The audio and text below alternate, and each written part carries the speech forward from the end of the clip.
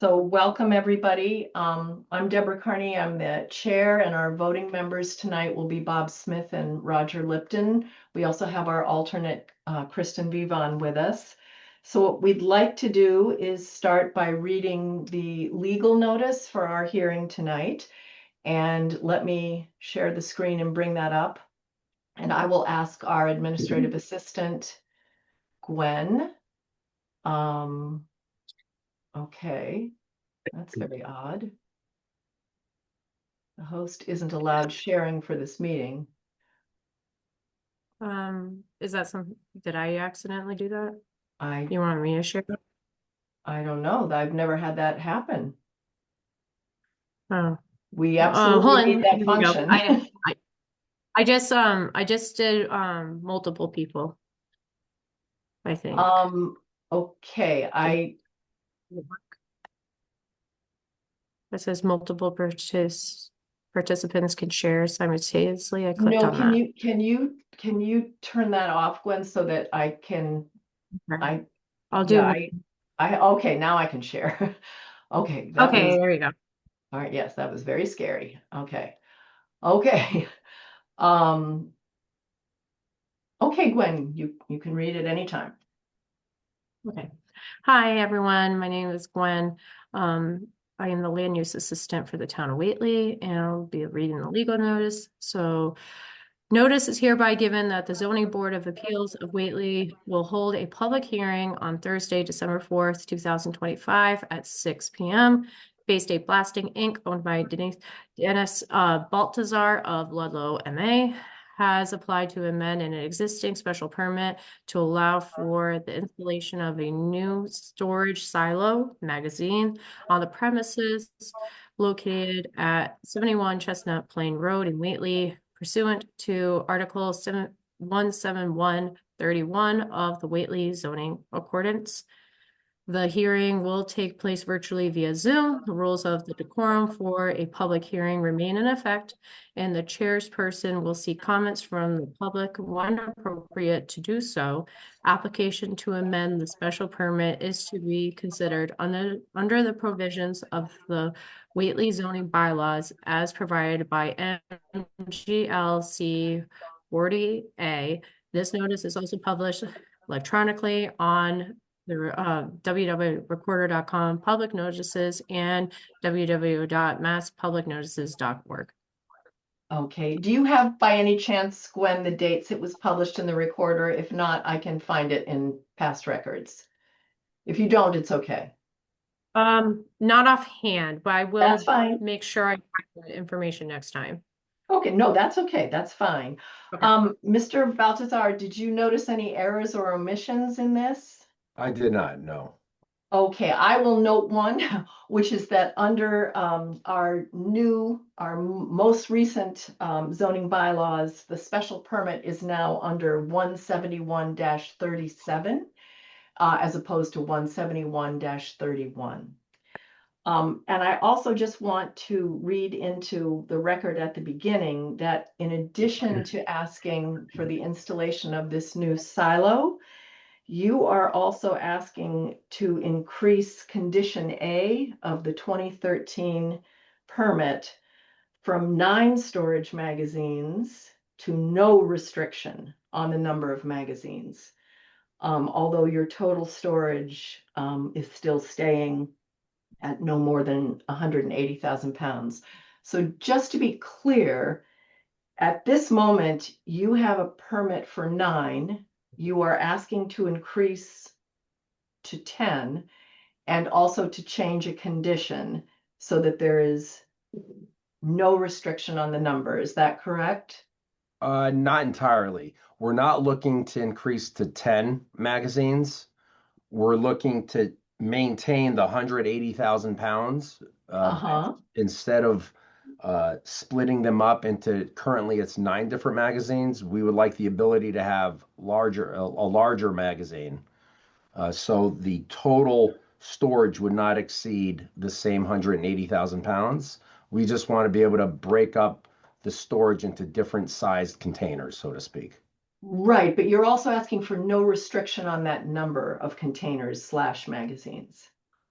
Yeah, we're asking that we thought it'd be simpler to just not restrict the number of magazines and keep the same total poundage. Mm, S- Okay, that I understand. I just want to make that clear for the record that there was a request for condition change as well as a construction of this new silo slash magazine. I realize that those terms are interchangeable, and I just want to make sure that that is how you understand it as well. yes. Okay. And also just to mention that we do thank you for the detailed response to the criteria for the special permit that you included, but we also need to take a look at your application in light of the fact that the business is being situated in the Aquifer Protection District. So we'll be looking at that bylaw as well. So let me stop this share. At this point, you are welcome to summarize briefly, if you'd like, your petition to the board. And if you'd like, I can call it up if you want me to have you walk it through. Yeah, I mean, I was waiting. Our land surveyor, Rob Levesque, and Associates. I don't see that. Are they on yet? I don't see them. Everybody who is in our is no nobody's in our waiting room. Everyone is here on the screen. Okay, yeah, they prepared the paperwork and would have perhaps more information as it relates to, the specific town codes and bylaws. Okay. Yeah, I'm sorry, they prepared the information for us on our behalf. You want to give them a call, see where they are? Yeah, let me do that right now. I apologize. Yeah, why That's don't you okay. mute yourself?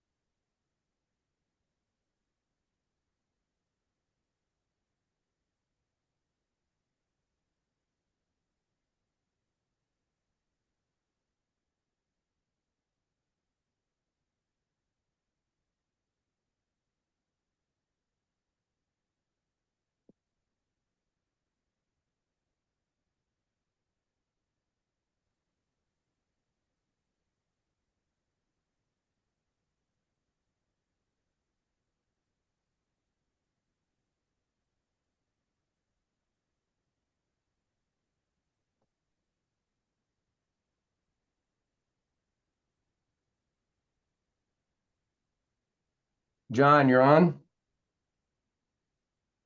I am here. Yes, I apologize. I was admitted late and wasn't sure what the discussion was about. I apologize for taking the time.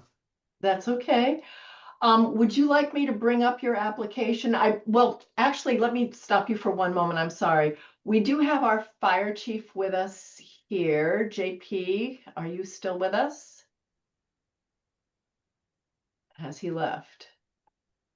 Okay, I wanted to give him the opportunity to ask his questions because he's on a limited time. But perhaps he'll come back. So I can also text him as well. Would you like me to pull up your application? If you'd like either that or the plan, I'm not sure which is better for viewing. Okay, well, the plan, everything is put into, okay, do you have, all right, let me just, would you like to be made a co-host and pull it up yourself? If you'd like, because I did create in the last 15 minutes a plan with a little color on it that might make it a little more visible to especially on a screen. So that would be, Okay. if you could, that'd be great. Gwen, do you want to go ahead and do that? I could do that now. Okay. Hold on. Well, Gwen, are you there? I just see John Kenny needs to be admitted in, so I just added him in. Okay, do you I want to was make, I was taking, sorry. Okay, we need to make, okay, I'm just, John, who's on the screen, we need to make him the co-host so that he can share the screen. Right. Okay, yes, I will figure that out right now. Make Okay. co-host. Okay. Yes. I just made him Okay. co-host. With any luck, you may be looking at my screen at this point. We are.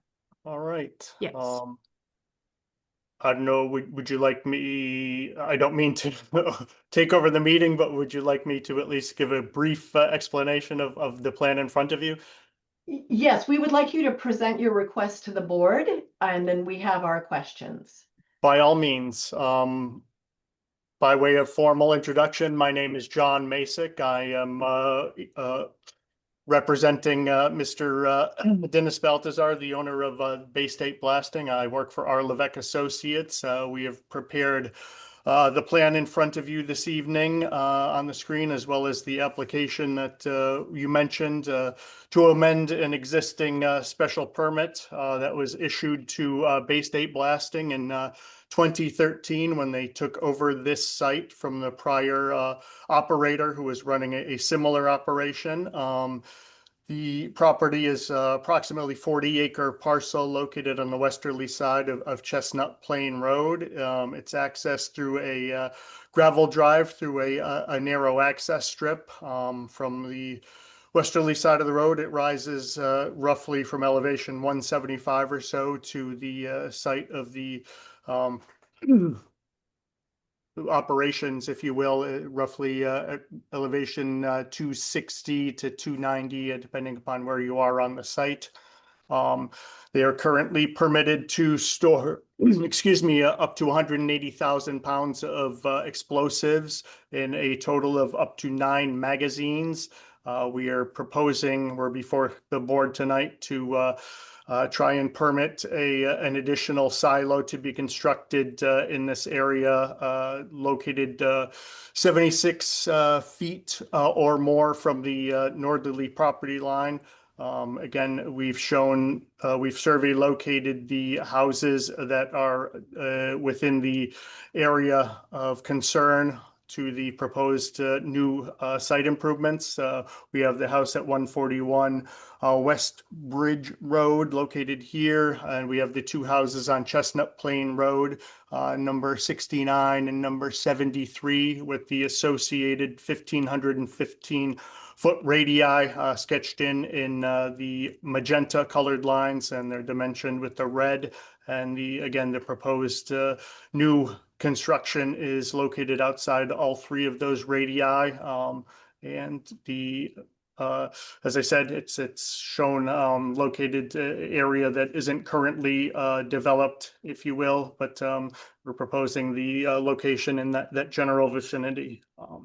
I'm not sure if Mr. Baltazar has anything further to add regarding the brief presentation about the site, but I've not had opportunity to actually be on site, so I'm at something of a disadvantage, but that is the rough layout of the operation, and be happy to try and answer any questions that the board may have. Okay, and thank you Go for ahead. that. I do want to just ask JP, I know that you're on a time constraint possibly. Would you like to raise your questions now if you have to leave? JP, you're muted.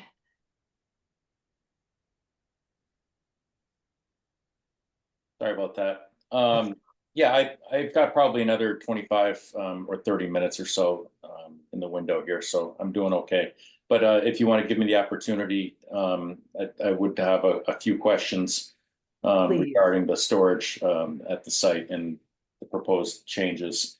I'm not really familiar with the proposed silo. I'm assuming that this would be for ammonium nitrate, fuel oil, next, like an ANFO, or what exactly is going to be in the silo? Yeah, it's for ANFO, correct. Okay. And what is the storage capacity of the magazine? So this Silo. particular silo is 60,000 pounds. which is about 5,600 gallons. Okay. I'm sorry, how many gallons? Imagine a 5,600 gallon tank on stilts. Okay, I do have a question. When I met with the fire marshal on Monday, he said that these were pellets and that they would not become liquefied until they went to the job site. Is this liquid or is it a solid? No, this is ANFO. It's ammonium nitrate with fuel oil. So it is liquid. Yes, yeah, Okay, it's an that, emulsion. Yeah. okay. I think That- it's granular, I think is is my understanding, right? Typically?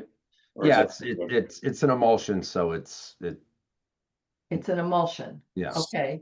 So I'm this sorry, will- JP, I just wanted to Yeah. get that detail. Sure, no, I understand. So this will be in a slurry or in a dry compound? It'll be delivered as one unit. Okay. We'll be purchasing from, there's a few limited vendors and they'll deliver it in their trucks to fill the silo. Okay, but it just so that I'm clear, it's not going to be the same product as we would find in a 50-pound bag. It's going to be in a slurry. Correct. So it'll be ready to pump out of a truck. Correct. Yes. Okay.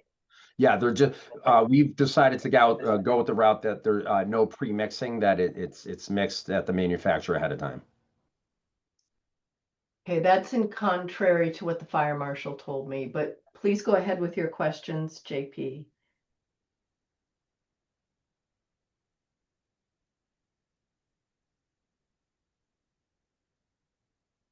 Hello? I think he's had a screen freeze. Okay.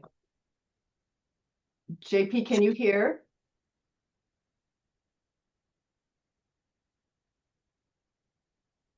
Oh, gosh, okay. Who can hear me? I can hear you. I can hear you. Okay, so I can- JP, where are you? I just had a screen freeze also, and it kicked me out, so I had to sign back in. So just so you know, I think Okay, okay. it just happened to me. It might just Okay, be so I'm happening sure to he'll others. come back in. Can I throw out some questions to the presenter? I'm sorry, Roger? While we have this dead time, I have some questions to the Yes, presenter. please. John, those radii, they indicate 1,500 feet or more from the nearest residences? Those 1,515-foot radii, more are from the nearest point of the house to the locus construction site in question. Yes. And Okay. the houses, just to reiterate, were survey located, on ground survey by our crew. Most of the topography shown was generated from NOAA LiDAR, but the houses were in fact located via on the ground survey, as well as tying into the property lines. So Okay, do you have a rendering of this silo? A plan for what it looks like and how it's constructed? I do, yes. I can, John, can I forward this to you now? You can share it. sure. How tall is it? It's the tank itself is about 12 vertical feet and it's about 8-foot diameter.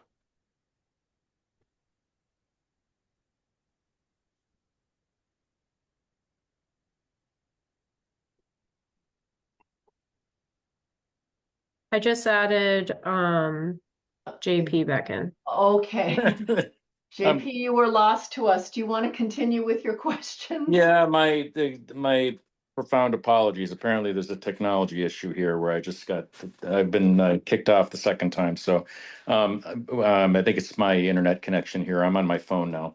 Okay. So what is the height of the tank? Do we know? 12 feet. Yeah, 12.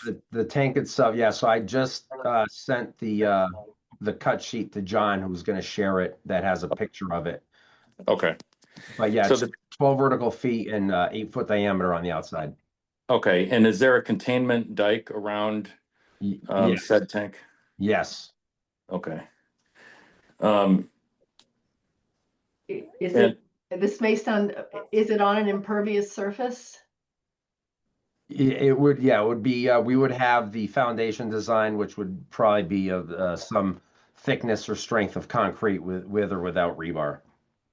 Okay, and then in winter weather and in the rainy seasons or rainy weather, will there be a provision to pump out any water that's in that containment prior to utilizing the tank?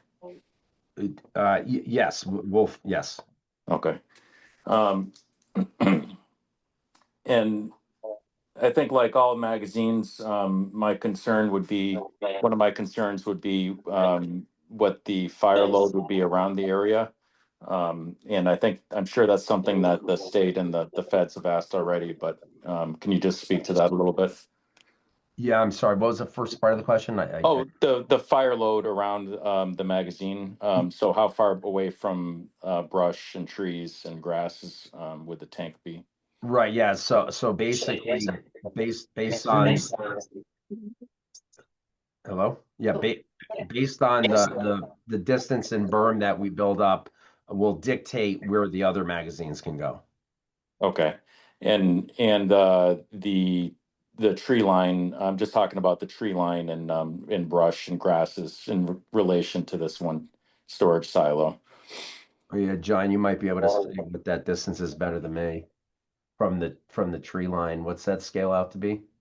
I mean, we have 76 feet minimum for the silo, and it would probably be the tree line is located in that vicinity, looks to be, within 10 to 15 feet of the property line, so roughly 60 feet Okay, as it currently exists. all right. Okay, that answers the basic questions that I have. I'll let you go on. Thank you for that. JP, I have a question for you. The fact that the petitioner is asking, oh, thank you. I see the image. Just popped in. I Yeah. was waiting. Okay, everybody can see that. The fact that the petitioner is asking for an unlimited number of magazines. But I'm sorry, we're not asking for unlimited. You don't want a fixed number.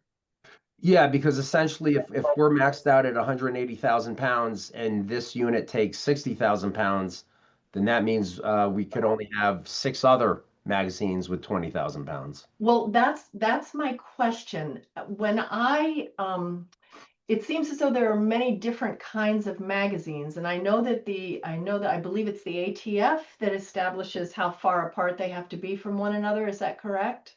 Right, yes. Okay. So I guess so the position of those magazines, wherever they're going to be placed, is that something that our fire chief needs to know in case of a brush fire or something else up there? In other words, how would anyone know where those magazines are located? Will there be on a map? Will that be available to all? Yeah. So we get inspected yearly by state fire marshal and I know, ATF, and yes. we've met them on site already ahead of time to make sure that everybody was on board with this and the locations and capacities were all within their provisions. So we've already met with them for this site at this location. Okay, so then if you know that you're going to put this in with 60,000 pounds, why can't you specify a number of magazines? I've come to understand that some of these magazines could be mobile, that in other words, they could be in a day box on a truck. So No, is that not true? well, no, these would not be. No. So our trucks do have day boxes that Mhm. the way we work now is our trucks go there when we need to pick up explosives. They take them out of the storage magazines and put them in their day boxes on the truck to get to the job site. Okay, so why can you not specify the number of magazines and where they would be located? I'm not challenging that. I just don't understand it.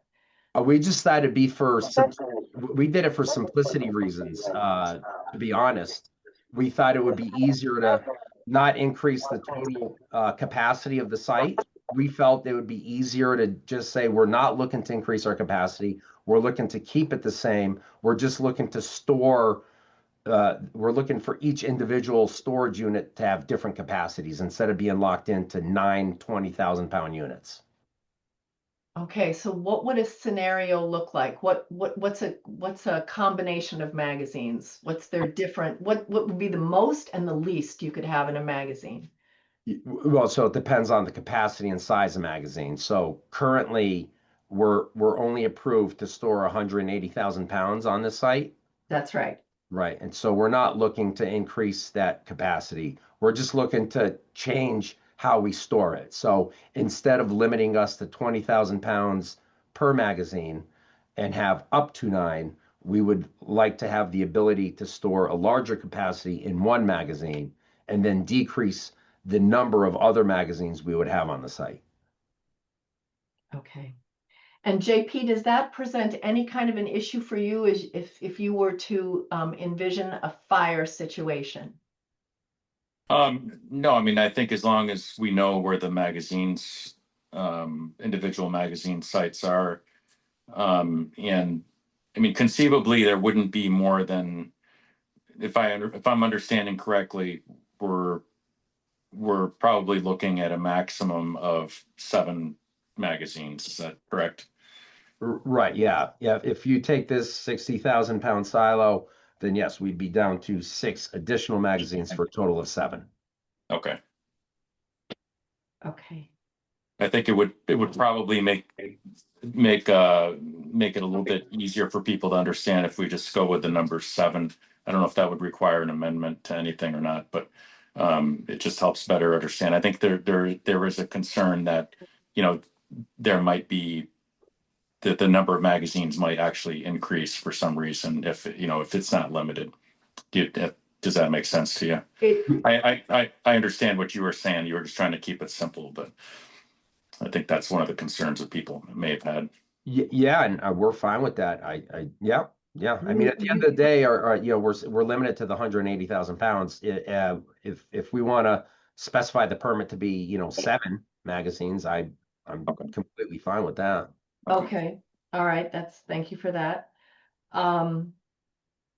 Okay. And now, as I mentioned, no, let me just stop. Does anybody else have any questions about the structure of this Yes. silo? Yeah, I have a question. So you were describing that you had a containment area, but I don't see any containment area in this. I'm so sorry to interrupt you. Could you identify yourself for Yeah, our Roger secretary? Kennedy, 82 Chestnut Plain Road, across Thank the you. street from all of this.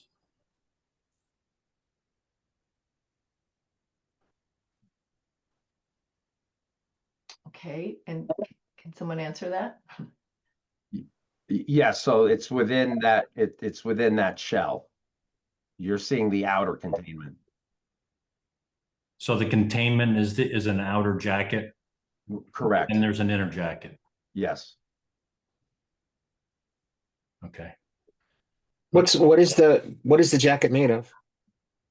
I believe everything is carbon steel. Let's see here. Yeah. It's carbon steel. Yeah, so I'm familiar with this area over here. There's on the map that you showed, because you know I've lived here my whole life, well, at least my childhood life, and there's a lot of wetlands and marshy areas right there in that location,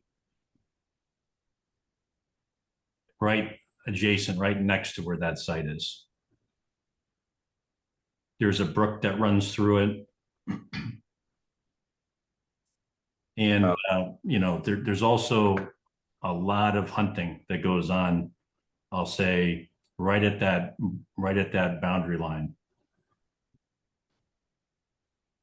Yeah, I think I would defer to John, right? It was the plan was all that was taken into consideration. I would say that the topography that's shown, I see no, you know, indications by the topography of a, you know, a stream or brook course in that vicinity or anywhere particularly close. Yeah, there is right there. You'd have to walk it. Again, with due deference, I have not been to the site personally, but I don't believe that our survey cruising, they would have presumably located any sort of water course if it had been encountered in the course of doing the field work. So My name's Mike Moore. The brooks, they run down to Mill River, and the Mill River runs into the Connecticut. There is surface running water on both the north side and right through the center of that property that come down and then cross the driveway and go to the north side of our property, which is at the base of all of this. We are at 73 Chestnut Plain Road. Yeah, that brook that comes right from there goes right into my property. Okay, that is a Conservation Commission requirement then. If you're working in wetlands in that way, that requires a hearing with them. I mean, I know you say your surveyors would have presumably found that, but that needs to be absolutely documented. I'm not sure that these areas have been designated a wetlands, but there is a lot of water up there. And it's year round. It is not just in the spring when we have melt off.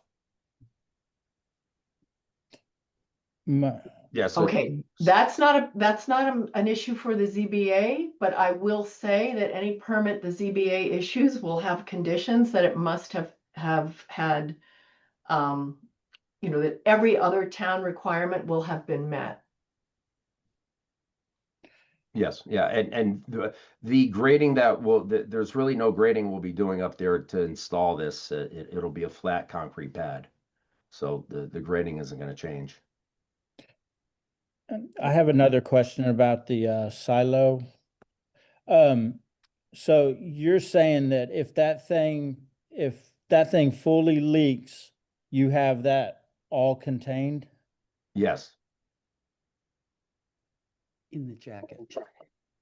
Okay, this is is this your first time having a liquid and emulsion since your 2013 permit? Yeah, so the magazines we have there aren't large enough to store this. Okay. Yeah. So that's a different kind of storage, and as I mentioned at the start of this hearing, this is something we need to look at, not just in light of the special permit requirements, which your application was very thorough about, but also in light of the aquifer protection bylaw district bylaw. So I see that we do have, and we'll get to that. We have Judy Markland here who is very knowledgeable about that. Okay, I think you can stop sharing. Does anyone have any more questions about this at all? About what? I have a question. I don't know if this is appropriate time, but is there a process for cleanup and notification to the town of any leakage or spills? Or damage to the structure for whatever reason? Yeah, so it'll be inspected every year. It'll have annual maintenance, annual inspections. ATF and State Fire Marshal are on site every year inspecting all our magazines. So it'll have annual inspections and annual maintenance. And then, the standard protocol would with any spill would fall to, HAZWOPER conditions, and you call the authorities, OSHA and whatnot. Any construction standard spill, I would say. Okay, I would just mention that it's the building inspector who actually is the enforcement authority for the zoning board's permits. And then the fire marshal and ATF they overlook the explosives part of this. So other questions on what we've seen so far from anyone? Can we have the petition, or the petitioner present the full petition before we jump into the questions? Yeah, and so now I can bring that up. I can share that. I mean, I have some other questions too. I don't know if it's the right time to ask it about but this, you I mentioned think that. I think we'd like to have the presentation first. and Okay. then the questions, so we have the full flavor of what's being requested here. Okay, would you like me to keep scrolling, or would you like to have me go to a particular spot? Are you addressing that to me? Yes, whoever wants to present this. I mean, I think the narrative might be the most illustrative thing to scroll to. Again, I think I briefly explained the history, that it was, originally permitted in 1981, amended in 2013 when Bay State Blasting took it over. And I think the narrative does a reasonably good job of summarizing what is proposed. Okay, just getting to that. We've got quite a bit. Okay, this is the project narrative. Would you like to just paraphrase it? I mean, we know the history, as you've said. So where would you like? I think you've scrolled by probably the most if you want to go, yeah, if you, starting in the middle of the page there. I mean, if we can just move on to the Bay State Blasting portion of the site. It speaks to the 2013 special permit that was issued, allowing the 9 magazines with up to 20,000 pounds per magazine. And there were some, we'll call them housekeeping measures to remove conditions 5 and 6, which were approved at that time. Okay. Okay, so condition of 5 said We removed that condition. we removed that condition, that expansion in any form will only be allowed under a new special permit. So why are we here for a new special permit? We're here for an amendment to the existing special permit. Because the But I'm storm. asking the petitioner though, because isn't this an expansion of the existing permit? I would argue that we're not increasing the volume of material on site, so I that would be my response in short. Okay, so but why do you think you need an amendment? Well, because it states that our magazines have a maximum capacity of 20,000 pounds per magazine. Okay, so it's the specific increase of that one, the big guy above the 20,000 limit. Right. That alone would trigger it, yes. Okay, thanks. Would you like to move to your responses to our special permit requests? I mean, our special permit criteria? You'd like to scroll down there, my associate Nina Fazio has prepared this, and I think the responses are succinct and address them. Okay, so we do, the applicant has given a response to each of the special permit criteria. And this has been on our website for more than a week. I don't know if you want to walk us through it again, or how many people, I mean, what ZBA members, what do you want to do? I'd like him to walk us through it. Okay, Yes.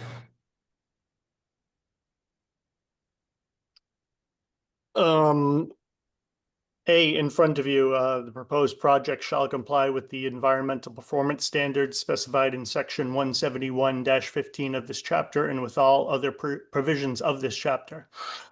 The new magazine will comply with the performance standards outlined in the section of Whately zoning bylaw.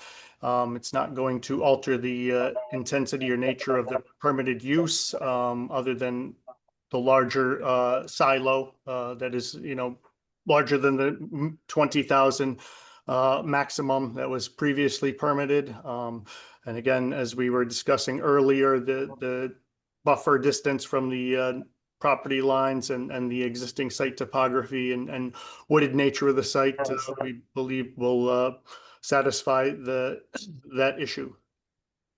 okay.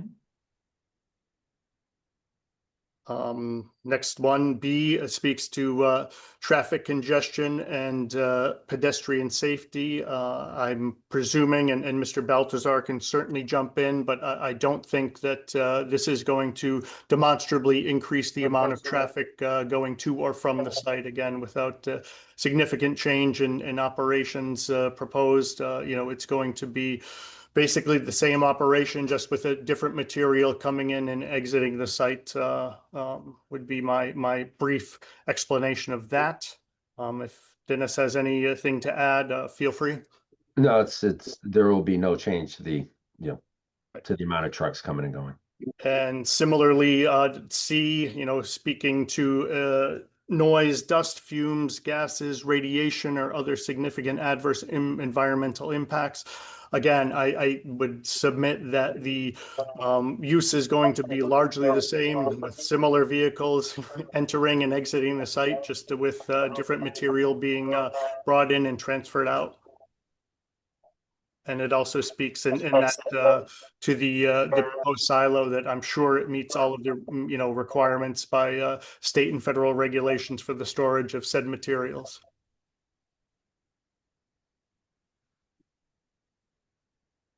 Item D, shall not increase erosion, flooding, or sedimentation either on site or on neighboring properties, consistent with the Massachusetts Wetlands Protection Act. The site, in our narrative, we describe how the site is going to be a silt fence and erosion controls will be added prior to the start of any construction. As Mr. Baltazar noted, the site preparation will require minimal grading. They're essentially going to be putting this pad on existing grade in as much as they can. There will be obviously clearing and grubbing of the site in order to create the pad as to contain the silo, but it's not a very large pad or silo, so we're probably talking about even with accessing it, a work area of, I don't know, perhaps 40 to 50 feet square would be my best guess, to allow for grading and access to construct same. And as noted, we are not aware of any wetlands within jurisdiction of the proposed, work. But again, that is something that, as noted by the board, we will certainly have to comply with if it is an issue, and fully intend to do so. Okay. Item E, proposed project shall not create significant adverse impact to the quality of surface water or groundwater during and after construction, and provision shall be made for maximizing groundwater recharge. The only amount of impervious area that we're proposing would be the pad that the tank sits on, as noted in a prior letter D. We are going to be installing silt fence and erosion controls prior to any construction, so we don't anticipate any runoff from the site, certainly not within or onto adjoining properties. And again, as noted, with the pad, it's going to be a de minimis, impact on the amount of impervious area on the site. So the recharge is going to be essentially what it was beforehand. It's not going to change, virtually at all.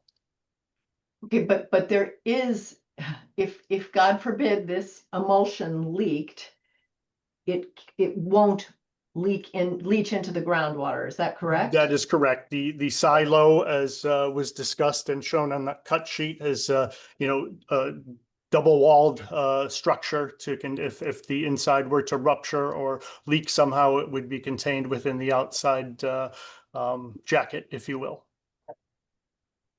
Okay. Okay. Can I raise one quick question about the containment? So I do understand that it's a double wall tank, and it's basically to protect against corrosion from the inside, should it leak. And I guess we give some measure of protection from the outside from penetration. If there is a leak, that's why I asked the original question about a containment dike around the area, because if there's a leak in the plumbing, or in the valving, and it is a liquid, presumably that would go unchecked until somebody returned to the site. Is that a safe assumption?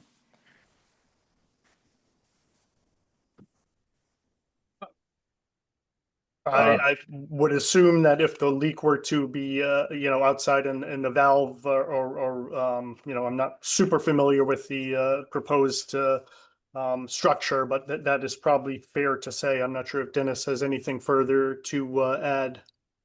Yeah, I mean, other than redundant valves, having the containment and redundant valves, I think, all the precautions have been made to is as much as you can. Okay, that does raise a concern for me. I mean, I realize this business has been in operation for 40 years. We have not had a breach, but now you're proposing a liquid, and the simple reality is that that this is 100, this is 60,000 pounds of the liquid that is sitting on top of our aquifer. So I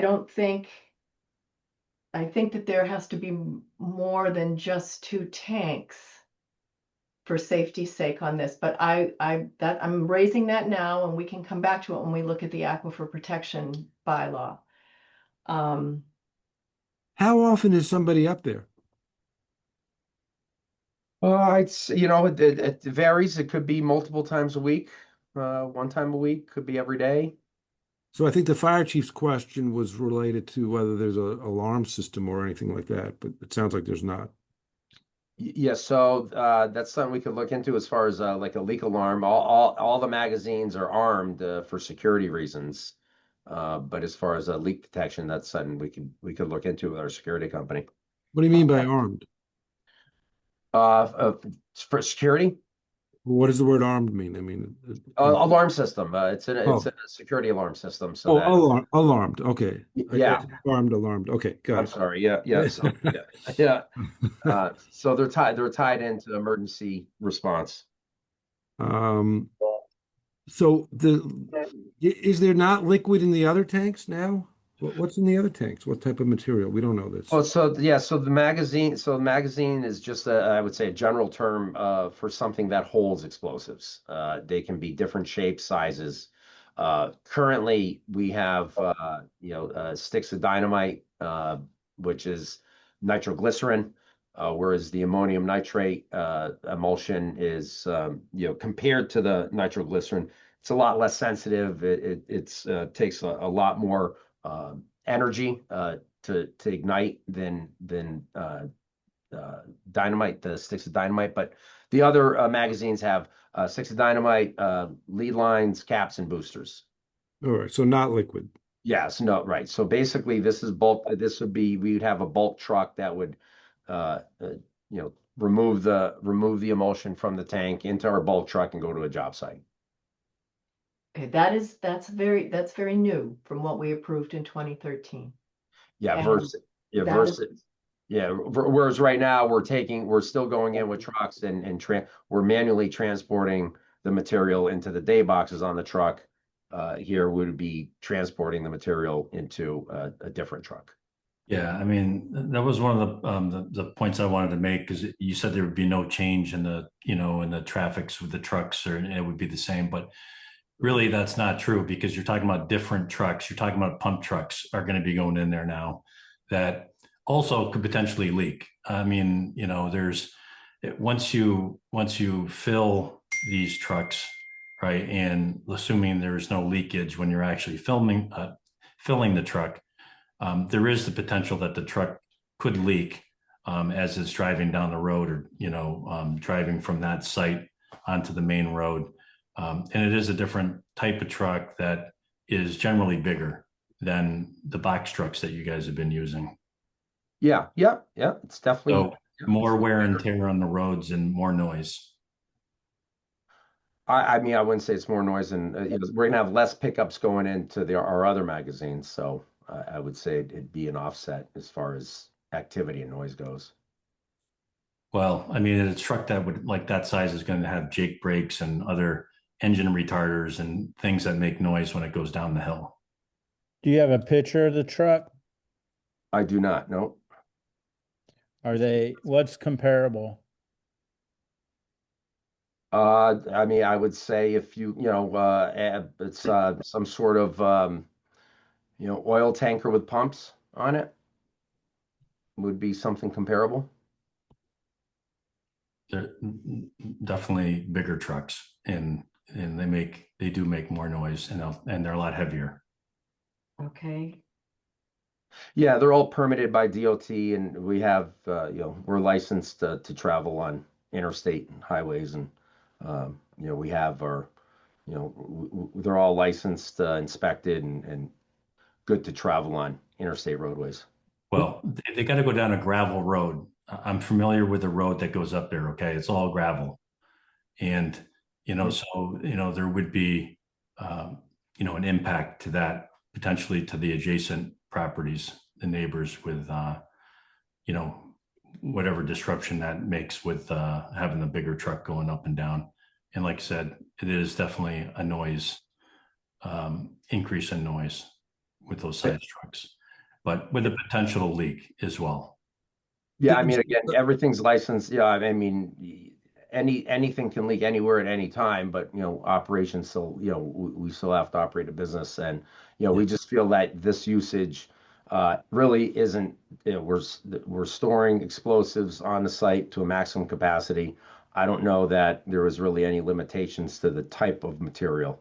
Yeah.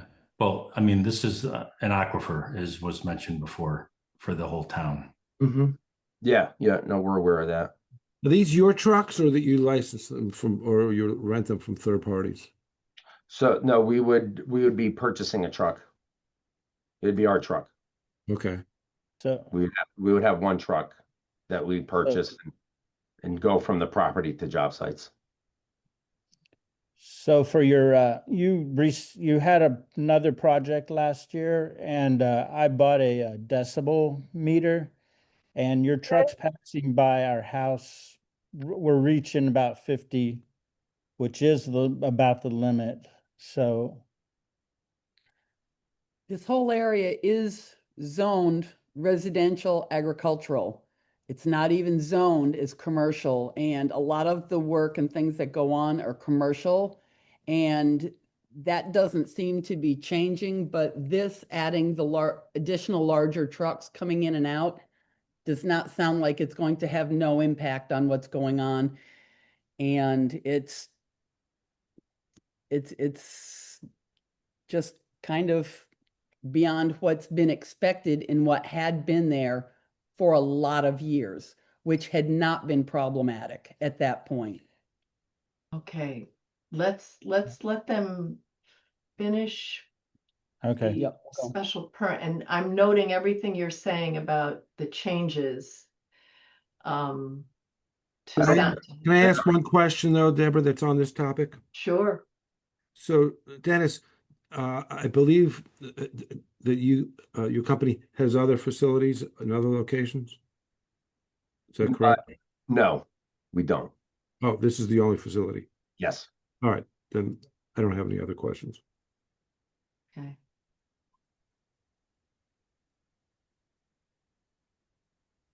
Okay, so I think you're on F. Sure. Resuming the items here, projects shall be compatible with existing uses and other uses allowed by right in the district and shall be designed to be compatible with the character and scale of the neighboring properties. As was just alluded to, this operation is we'll say grandfathered.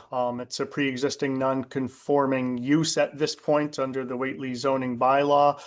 As we have just been discussing also recently, we certainly are of the opinion that notwithstanding the size of the vehicles, that the amount of traffic and vehicles entering and exiting the site is going to be essentially the same as is currently going on. That there's going to be virtually no change in the operation of the site, or minimal at best. And it's also again, as noted in further down in there, the site of operations is located well over 1,000 feet from any of the existing residences, and it's shielded by the wooded nature of the site. I will move on to G. The design of the project shall minimize the visibility of visually degrading elements and protect the neighboring properties from potentially detrimental or offensive uses through the use of screening or vegetated buffer zones. As noted in the prior response, the distance from the existing residences and the wooded nature of the site is going to preclude probably anybody being able to see the proposed new silo. Okay.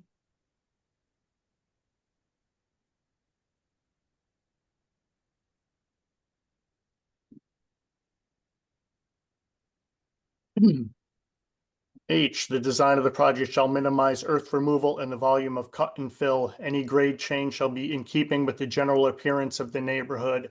Again, as I noted on one of the earlier, there is not going to be significant grading of the site. We're going to try and set the pad for the silo as close as we can to existing grade. There will be minimal grading around it to allow for a level structure, but we're not going to do any significant cuts or fills anywhere on the site, and any materials will be, I'm sure, maintained on the site and not trucked off, and no material will be brought in to construct the new silo and pad.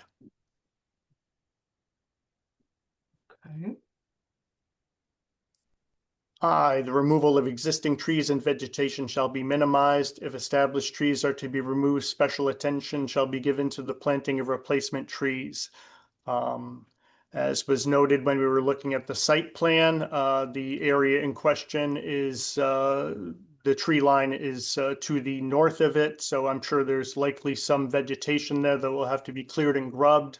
But again, the site is well wooded, as I understand it, and there will be, obviously we have to maintain some clear area around the silo and pad, but as far as the vegetation and buffer zone associated with it, again, I think the site is well established as a wooded area. So. Okay. I'll move on to J. The design of the project shall provide for adequate methods for disposal of sewage, refuse, or other waste generated by the proposed use. We are not other than during construction, the silo will be, accepting deliveries on a regular basis, and will be trucked out in stages on the vehicles to, the various work sites in question. As far as any other operations on the site, they are not going to be impacted in any significant manner by the proposed new silo.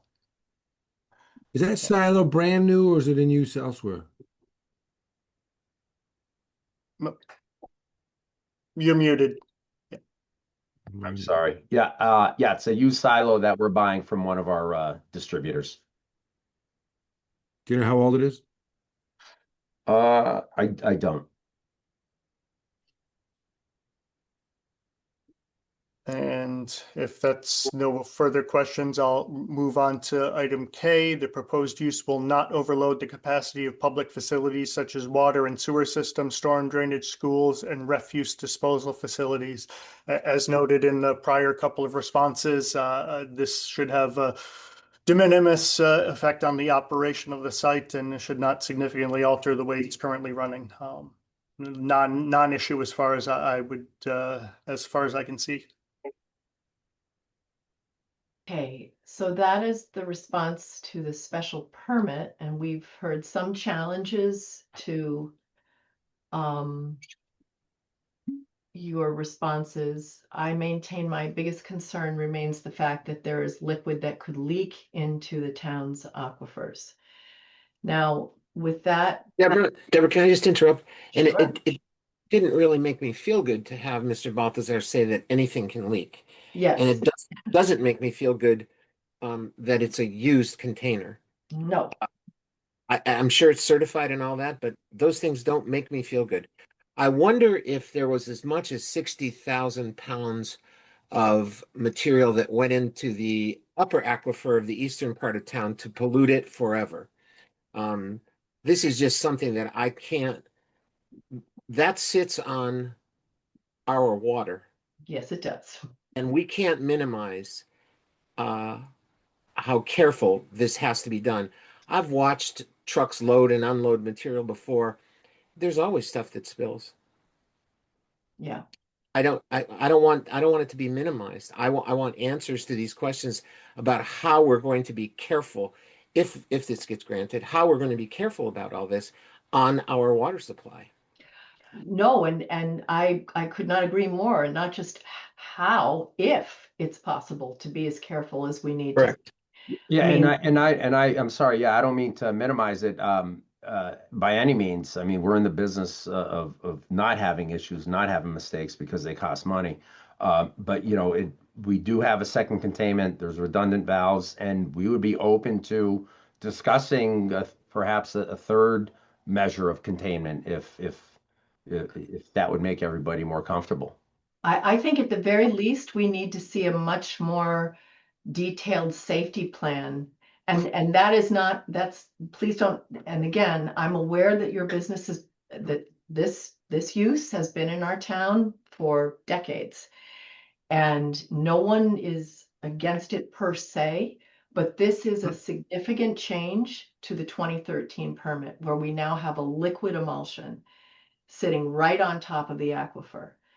And so that is why, after going through the special permit issue, and this does not discount the noise and the trucks and those things that could make a difference in that area.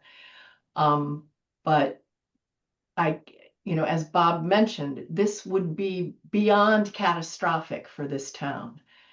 This would be the water supply. I mean, I don't know how familiar folks are with what Whately went through in the 80s.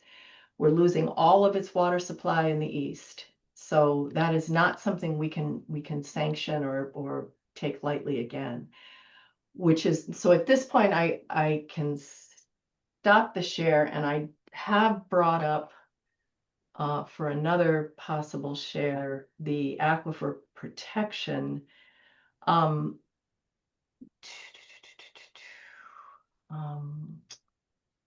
okay. At this point,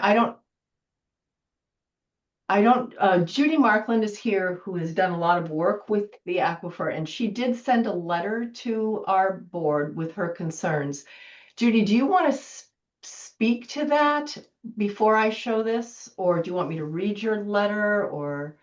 Well, I think many of my concerns have been addressed already, but I did want to, and I should point out that both Brant and Tom Litwin, Tom was one of the original authors of Yes. and yes. they're probably each better equipped to deal with it than I.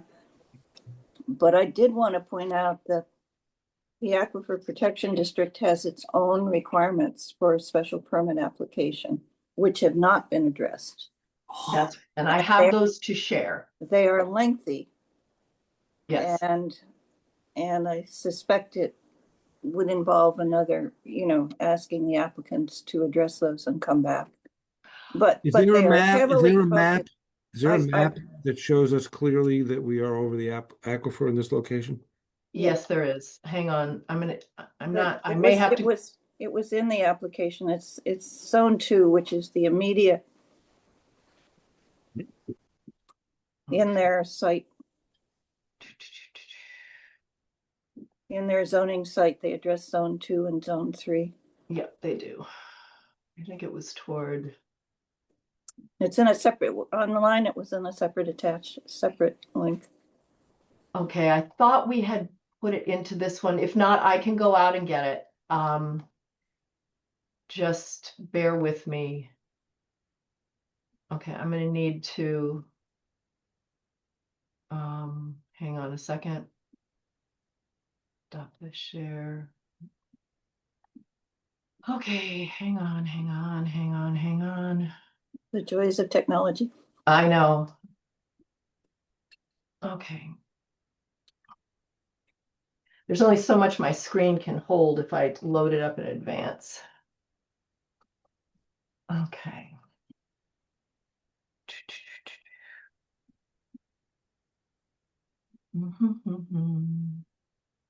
Okay.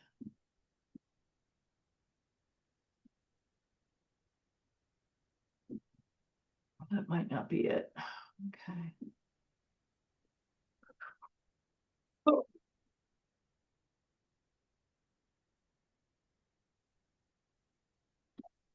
Let me see.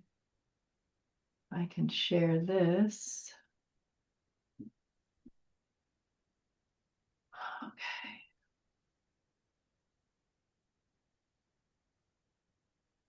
Okay. I think we did see this though. I'm gonna see if I can make it a little bigger. No, there's another one in color, Okay. and I don't think it's, I believe the map you're looking for is included in our application, I thought that it section was. 4 locus, but Okay. just beyond what we were going through, actually. Okay. I had thought that it was. And it's beyond these old permits, right? Well Yeah. beyond, yes. I yeah. think it's at the back. Yeah, section Okay. 4. There it is. Yes. Yep. Okay. Okay, so we're sorry, folks. You see where it says zone 2 and zone 3? Those are the aquifer protection districts. So zone 2, and there's some zone 3 in here as well. So it's sitting right there. Zone 2 is the one that flows immediately into the well area. Right. Zone 3 flows into zone 2. And the prohibitions and the use restrictions for each are similar.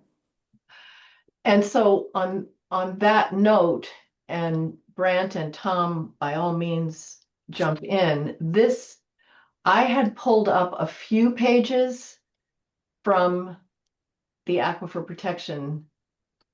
And so you can see that, let me just make this a little, okay. And the bolding here is mine. These are the prohibited uses. And so the storage of liquid hazard materials and or liquid petroleum, unless the storage is, and so it has all the requirements. So I would say, but these are substantial. And I genuinely believe that given this change, that Judy is right, that this should have been addressed in the application.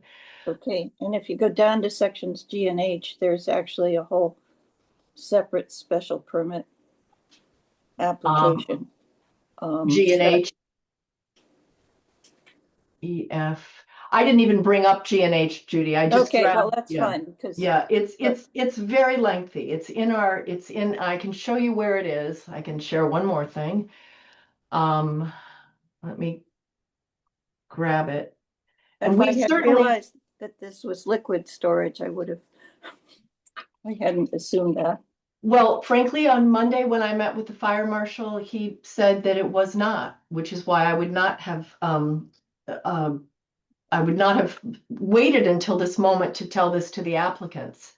I appreciate the fact that you were very honest about it. Well, and just to clarify, I mean, it's not a true liquid in the sense of a free flowing liquid. I mean, it's a mixture that, it's more cleaned up, with a shovel and a bucket than leaking. Yes, but it's an emulsion, which is liquid. Okay, see, I don't know that for a fact. That's a scientific point. I don't know the distinction scientifically. And I think that's something we can look into. and I think we need to know that because why would the fire marshal say it's not a liquid? He said that it was pellets and that it was moved as a pellet to the job site, and there it became liquefied. Well, why would he think that? Well, I don't know. I do not know. I Well, I'm mean, not asking you per se, but I yeah. mean, Well, because the material, in the business, how we call it bulk liquid, right? So it's perhaps that term that I use on a regular basis is not the right scientific term. Uh, it, it, it, it's not your typical liquid that spills out and flows like water. It's more of a, like I said, it's picked up with buckets or shovels more so than free flowing. It, so I apologize if that term threw everybody off. Well, I still think, I mean, the zoning bylaws are available on the town website, the most updated one. And you will be able to see, okay, I guess it didn't bring them all up. You will be able to find the aquifer protection. It's its own section. And I think that well, first of all, do people have other comments or questions? Yeah, I'm sorry, I do. Are the trucks stored overnight with the chemicals in it? No, the trucks would not be. So when they are finished at the end of their project, if the product hasn't been completely used on the job, it gets repumped back into the silo The product will all be used on the job, yeah. every time. Now, if it does get in the ground, will it melt, be absorbed?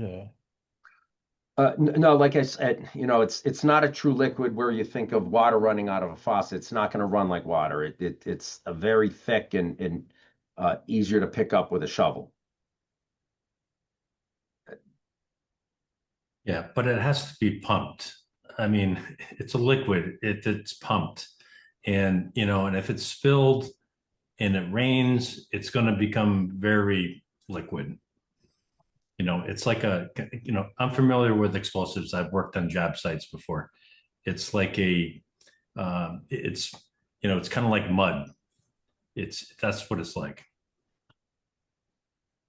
Yeah, so again, we can discuss, some sort of containment area, some sort of trench around it that can, hold that capacity. That would make everybody feel better. Well, I think, and I'm just one board member and we haven't voted on anything, but I think where we're heading is that this meeting needs to be continued. Yes. B, that the petitioner, the burden's on the petitioner to come in with a scientific report, and maybe not be, maybe beyond the scope of expertise of Levesque and Associates, with a scientific report from someone with a credentialed expertise that will tell us, A, is it a liquid? Is it not a liquid? What's the difference? What is an emulsion? What happens if an emulsion spills into the ground and if that spill is over an aquifer? And until all those points are addressed, it's premature for this board to have a vote. And further, even once we see that report, we as a board have a right to refer out to a third-party expert of our own choice that would be paid for by the petitioner, who would evaluate the report of that scientist. But and further that the presentation be amended to address all the points in the aquifer protection overlay district. Thank you, Roger. Yes. We need Bob? we need some science here, not just the good faith effort of your presentation team to tell us what you think it might be, but we need some expertise. Bob? That's fair enough. Bob, Kristen? Agree 100% with Roger. Okay. I want to fully understand this. Yep. Yeah, that's no problem. We don't fully understand it. Yeah. We're just lay people here. No problem. Yeah, we can get an expert opinion. That's not a problem. And Okay, and to address the aquifer protection bylaw that you'll find in the zoning bylaw, our zoning bylaws. And you might as well also think about additional safety measures. You had talked about a leak alarm in addition to multiple layers of containment. just so that all bases are covered so that we have as much information as we need to make our decision. We can continue this into our next hearing in January. If that doesn't give you enough time, we can continue it beyond that. But we're happy to accommodate your time schedule so that we get this information. Yeah, John, do you think that's enough time on your end? I would like to ask for a continuance to your next scheduled meeting in January. I think we can likely address the concerns in that amount of time. Okay, let me just grab a calendar. January 8th. January 8th. Thank you, Bob. One So last if- question I also wanted to just double check, is this going to be something that is only going to be accessible by Bay State Blasting, or are there going to be other vendors in there to use this on other job sites? No, we're not selling the product to anybody. It's just for our own use. Okay. Does that answer everybody's questions before we have a motion to continue this hearing?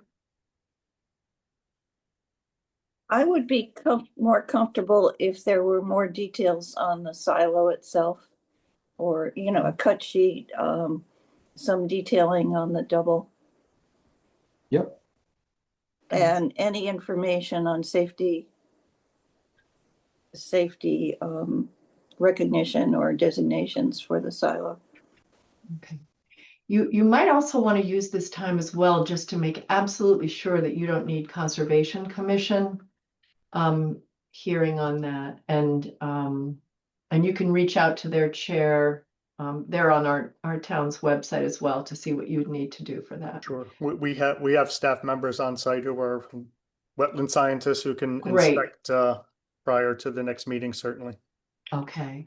My question So- to that is, why wouldn't we have needed that back in 2013? I mean, why would the wetlands suddenly reappear or suddenly appear? To me? I don't know. It's a new site. I mean, it's away from some of the other magazines. Oh, how far is it away? Well, it's actually, we're gonna have to move some magazines because it's gonna take the place of I'm sorry. where we currently are. I'm sorry. Yeah, so it's not in a new location. We have magazines there already.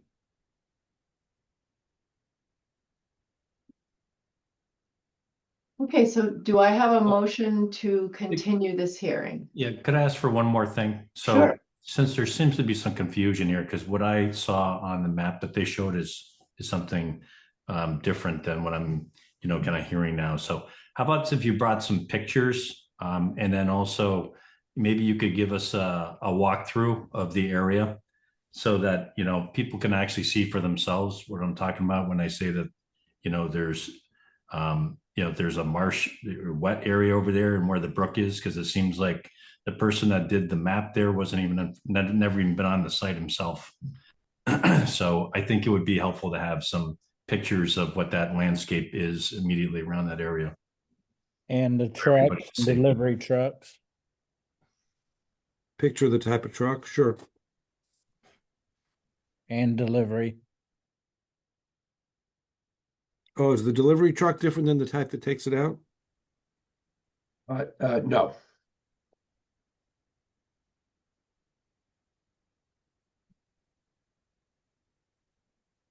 I've got one last thing too. What time are the deliveries gonna be coming in and out?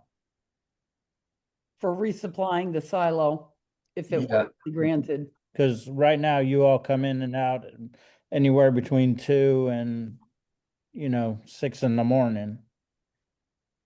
Yeah, that time would be based on their availability. We don't have set times. We'd be reaching out to our vendors to see when they're available. Okay. Anything else? I move to continue to the January 8th hearing date. Second. Okay, and now can I have a motion to vote on it? So moved.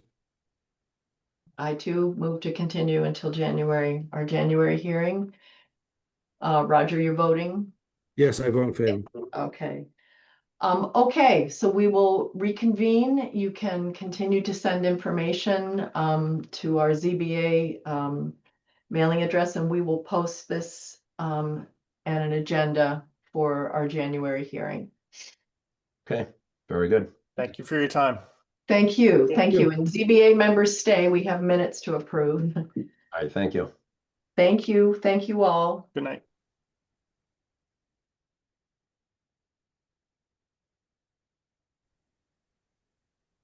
Okay, I believe I pulled up these minutes. Can I ask for like a 2-minute recess? Yes, and I can go find the minutes we need to approve. Thank you, okay.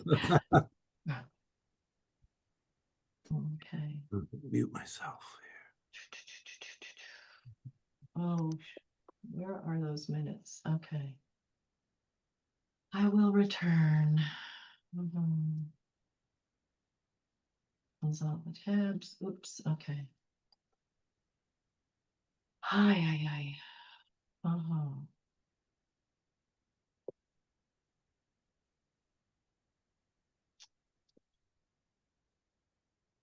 Minutes.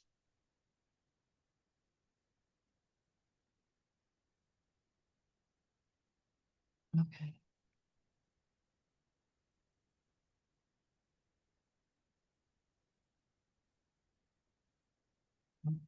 Yeah. Hi, I just want to get clarification. Is it January 4th that we all agreed on, or they agreed on? Or was it No, January 8th? it's January 8th. Yeah, January 8th. Oh, it was 8th? Yes. Oh, okay, good. I just Yeah, want to make sure I got that correct. yes, and I That's okay. yeah, so do you feel comfortable, Gwen, letting Jess know that we're gonna need to meet on that day and getting the Zoom codes and stuff, or do you want me to handle that? No, that's fine. I've been doing it for the planning board. That's That would fine, be, so I can do that'd that. be great. And then Yeah. I won't do an agenda yet because you can just send me the codes when you get them. I won't do an agenda yet because it's still possible we could get another hearing come in. So I'll do an agenda when Right. we've still got Yeah, that. I'll set a reminder.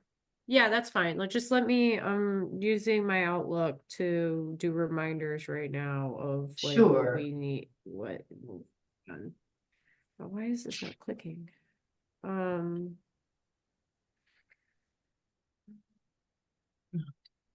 Ugh. so January 8th.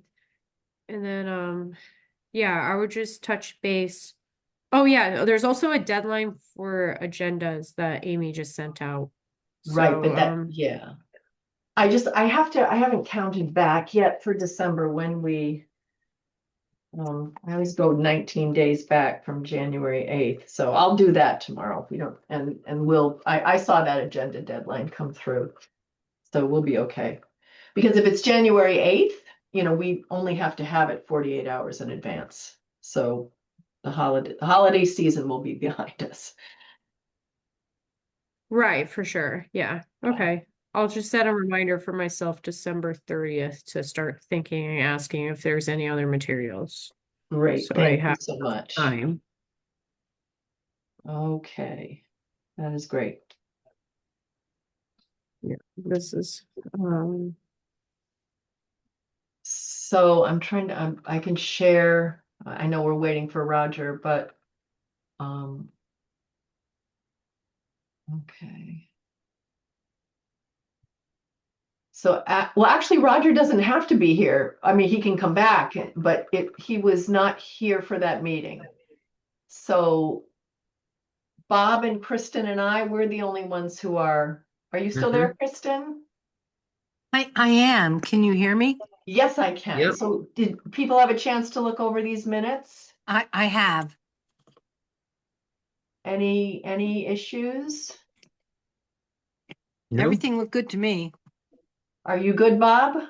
Yep, I am. All right, so can I have a motion to accept? I move to accept the October 2nd, 2025 minutes of the And- virtual meeting as written. And I will second that. Okay, Roger, you don't have to worry about this one because you weren't here. Okay, so a motion to vote then. So moved. So moved. Okay, I voted to Okay. accept them as well. Me too. Me Okay, three. excellent. So I will send these on to Jessica tomorrow. Thank you for doing those, Gwen. Yeah, no problem. If you're gonna send it to Jessica, does that mean I have to post it to agenda though? I have to still Oh, send it you to know them. what? You know what? I'm going to send it to you and you can post it to agenda. Okay. Do you have it already? Yeah. Yeah, because I want to make sure I got the correct, yeah, because I just have to do that with the planning board too. So I'll do that like right now, just send it if everybody's fine with it. Yes. So I And you, don't forget. okay. No, that is perfect. That's perfect. So in that case, Alright, we are done. okay, and then where are you joining? Okay. Okay. Well, we haven't Um, voted to adjourn yet, but we're about to, unless anybody Yeah, has yeah. anything else. Could I just ask a question Sure. about the town water system that went in off of Chestnut Plain Road? Was that done before the permit for the storage facility there for the explosives was done? Which No. came first, the permit for The- that or the water The, system? the 1981 permit predates the building of the water system by 8 years, I think. So it's 87, 88, something like that is when we put the water system in. Right, okay, so they knew about the explosive storage back then. When the water system went in, I get you. Okay, what you're saying, they knew. Well, interestingly, the person who worked the hardest to install the water system was Paul Florio. Right, I know, I realize that, right. Yeah. Right, At that point, it was a vested grandfathered use. Yeah. And And there's no in that at all. Not at yeah. all. And even in 2013, it was slightly expanded, but it was the same type of a product. You know, this is a different product as you know, as they openly stated. And again, you know, as I said, when the fire marshal, as I put in my notes to you all after that meeting, because I would never have not let these folks know that they needed to bring more Sure. information if I had thought they Yeah. did. So, okay, so a motion to, How did the fire chief or the fire marshal know what their product is? you know, Roger, first of all, he is the person who inspects once a year. He was, and he was very straight, you know, he was very open. And he was very sure of it because I even have it in my notes. And in fact, that very day the next day, I wrote it up for all of you also for myself. But I double checked my notes and he said, no, it would be liquefied on the job site. And so he might have assumed it based on previous areas that he inspects, but Well, that's my point. But did he have any information about I don't know. this petition? In other words, he's going back on what is there now. Oh, yes, I'm sorry, he was there because the select board had not yet determined that JP could come to our meeting, that there's a conflict of interest there. He's now in a butter. Lisa Moore is Lisa Florial Moore, so she's his cousin. And the select board last night determined that he could act in his professional capacity to advise us. It was, you know, obviously it was a tricky situation. I think he did a great job. So the fire marshal was there at the meeting with Pete and Amy and me because of the pending conflict of interest. He was there to ask questions, but he was very, very clear. He said his role was the explosives part of it, and zoning is the purview of us and the building inspector. He seemed surprised when I said, I'm asking this because we really have to be careful of liquids up there. And he said, oh, okay. He said, well, that's zoning, that's planning. But he seemed to think that the product itself would be pellets. Okay. Okay. Anybody else have any questions about it? No, I mean, so, but essentially his advice is, hate to say it, but useless. Yeah. And he wasn't pretending to be otherwise. He would be useful in terms of a yearly inspection up there for the explosives. But in terms of being aware of the Whately history and the water situation, I'm not sure that's not his Yeah. All his right, wheelhouse at all. we're on our own. Okay. All right. So a motion to Okay. adjourn. So moved. Seconded. All right. I'm voting to adjourn. Happy Thanks for- holidays, Thanks for all everyone. your work, Happy everybody. holidays.